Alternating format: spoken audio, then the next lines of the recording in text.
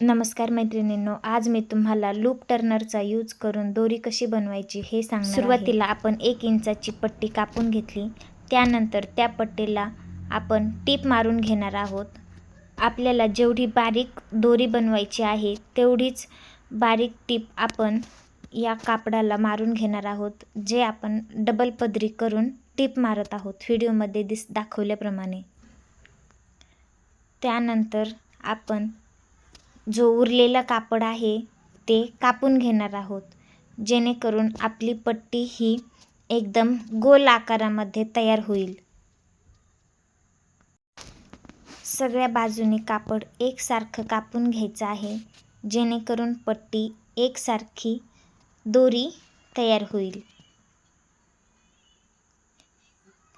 कापून झाल्याच्या नंतर आपण त्यामध्ये लूप टर्नर अशा प्रकारे इन्सर्ट करणार आहोत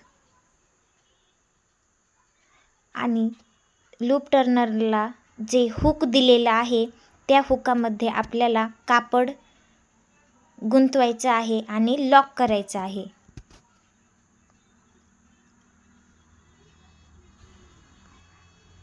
लॉक झाल्याच्या नंतर हळूहळू आपण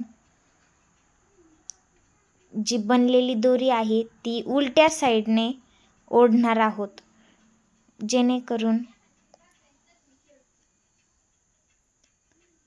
एक सुंदर अशी दोरी आपल्याला तयार होऊन मिळेल।